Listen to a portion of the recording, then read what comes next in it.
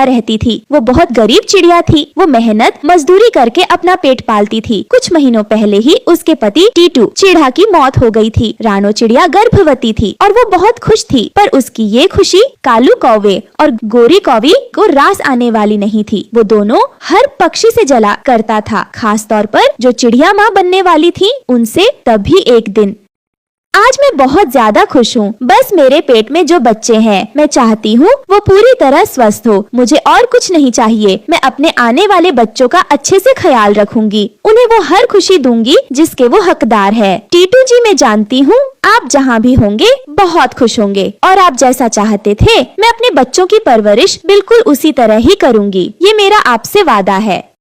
ये कहकर रानो चिड़िया अपने घोंसले में आराम कर रही थी। तभी कालू कौवे और गोरी कौवी उसके घोंसले में आते हैं। गोरी कौवी रानो चिड़िया से कहती है, अरे रानो, तुम इतनी खुश क्यों हो? क्या बात है? हमसे कोई बात छिपा रही हो क्या? जरा हमें भी तो बताओ। हम भी तुम्हारे दोस्त हैं, दुश्मन थोड़ी ना है। तुम्हारी खुशी में खुश होकर हमें भी अच्छा लगेगा।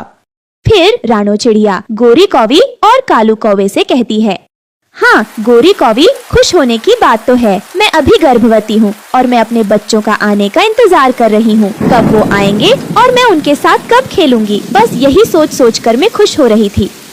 ये बात सुनकर वो दोनों पति पत्नी खुश नहीं होते। फिर गोरी कौवी मुंह बनाकर रानो चिड़िया से कहती है, अच्छा, तभी तुम इतना चहक रही हो। सुनो रानो चिड़िया, तुम्हें पता है कि जो भी चिड़िया गर्भवती होती है उसे क्या क्या करना चाहिए और क्या नहीं? तुम्हें ये सब बातें पता है या नहीं, बताओ मुझे। गोरी की बात सुनकर रानो चिड़िया झट से बोलती है, नहीं गोरी बहन, मुझे तो इन सब चीजों के बारे में कुछ भी नहीं पता। अगर आपको पता है तो मुझे बता दीजिए, मैं कोई भी गलती नहीं करना चाहती। फिर गोरी कौवी रानो चिड़िया को उल्टा सीधा नुस्खा बताने लगी, पर रानो का क्या पता क्या सही और क्या गलत। वो तो पहली बार माँ बनने जा रही थी। वो गोरी की बातों में आ जाती है, तुम गर्भवती हो तो तुम्हें अपने होने वाले बच्चों के लिए तुरंत पैदा होते ही खाने का इंतजाम करना होगा। इसलिए अच्छा होगा कि तुम उनके पैदा होने के पहले ही उनके भोजन का इंतजाम कर दो। हाँ गोरी, ये बात तो तुमने बिल्कुल ठीक कही। तुम दोनों पति पत्नी मेरी कितनी चिंता करते हो। चलो मैं अभी जाती हूँ जंगल की ओर और ढेर सारे दाने लेकर आती हूँ अपने बच्चों के लिए। मैं नहीं चाहती कि जब वो इस दुनिया में आए तो उन्हें कोई दिक्कत हो। रानो चिड़िया कालू कौवे और गोरी कौवी की बातें मानकर गर्भवती होने के बावजूद भी दाने की खोज में निकल पड़ती है।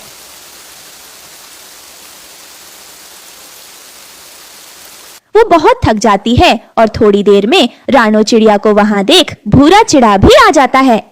अरे रानो, तुम ऐसी हालत में कहाँ जा रही हो? तुम्हें तो अपने घोंसले में होना चाहिए। तुम्हें क्या जरूरत आन पड़ी कि तुम जंगल में अकेली ही आ गई? तुम जानते हो कि तुम्हारे लिए यहाँ कितना खतरा हो सकता है। उसके बावजूद तभी रानो चिड़िया गोरी और कालू की बातें भूरा चिड़ा को बताती है, और वो ये सब बातें बताते बताते प्यास के कारण बेहोश हो जाती है। ये देखकर भूरा चिड़ा घबरा जाता है।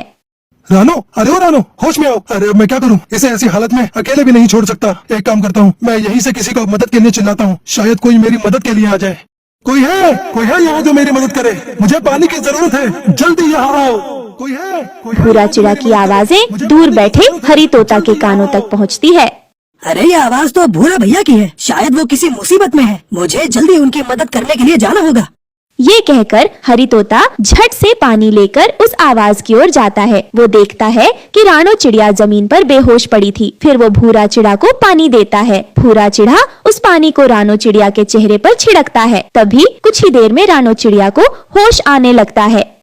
रानो, उठो रानो, तुम ठीक तो हो ना? रानो, तुम यहाँ क्यों आई? तुम्हें कभी भी किसी चीज की जरूरत होती है तो तुम हमें बताया करो। तुम ऐसे ना आया करो इन घने जंगलों में। अगर अभी हरी तोता और मैं नहीं होते तो पता नहीं तुम्हारे साथ क्या हो जाता। तुम्हें पता नहीं तुम्हारे पेट में बच्चे हैं।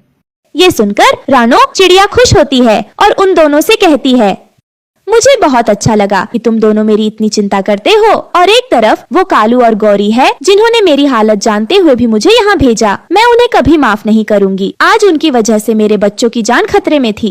तभी कुछ ही देर में कालू और गोरी वहाँ आ जाते हैं। बाबा रे बाबा, ये दोनों पति पत्नी किसी चिड़िया पक्षी को माँ बनने नहीं देंगे। ये नहीं चाहते कि इन दोनों के अलावा कोई और चिड़िया पक्षी गर्भवती हो। ये बहुत ही दुष्ट पक्षी है। हाँ भैया, मैंने तो तुम दोनों को हमेशा अपना समझा था, लेकिन मुझे पता नहीं था कि तुम दोनों मेरे साथ ऐसा करोगे। तुम्हें मुझसे नफरत थी, कोई बात नहीं, लेकिन एक बार तुम मेरे बच्चों का ख्याल तो करती, जो अभी इस दुनिया आए भी नहीं है। उन्होंने तुम्हारा क्या बिगाड़ा था? तुम भी तो एक माँ हो, तुम्हें तो एहसास होना चाहिए था कि एक माँ का दर्द क्या होता है। ये सब सुनकर कालू और गोरी को अपनी गलती का एहसास हो जाता है। वो दोनों रानो चिड़िया से माफी मांगते हैं। रानो चिड़िया, हमें माफ कर दो, हमें पता नहीं था कि तुम हम दोनों को इतना चाहती हो। हमें माफ कर दो, हम तुमसे वादा करते हैं, हम आगे से कभी किसी पक्षी को परेशान नहीं करेंगे, सबसे अच्छे से बर्ताव करेंगे। हाँ रानो, हमें माफ कर दो और हम प्रतिज्ञा करते हैं कि अब से तुम्हारे होने वाले बच्चों के लिए हम दोनों दाना लेने जाएंगे। ठीक है, मैं तुम दोनों को माफ करती हूँ, पर इसके बदले तुम दोनों को मेरे होने वाले बच्चों के साथ खूब खेलना होगा। क्या तुम्हें ये शर्त मंजूर है? रानो बहन, नेकी और पूछ पूछ, हम जरूर खेलेंगे तुम्हारे बच्चों के साथ। कुछ दिनों बाद रानो के दो प्यारे प्यारे बच्चे होते हैं। कालू और गोरी कौवी उसके बच्चों के साथ खूब खेलते हैं। रानो बहन, बच्चे किसी के भी हो, सब प्यारे होते हैं, ये बात मुझे आज समझ आ गई है। फिर सब पक्षी खुशी खुशी एक साथ रहने लगते हैं।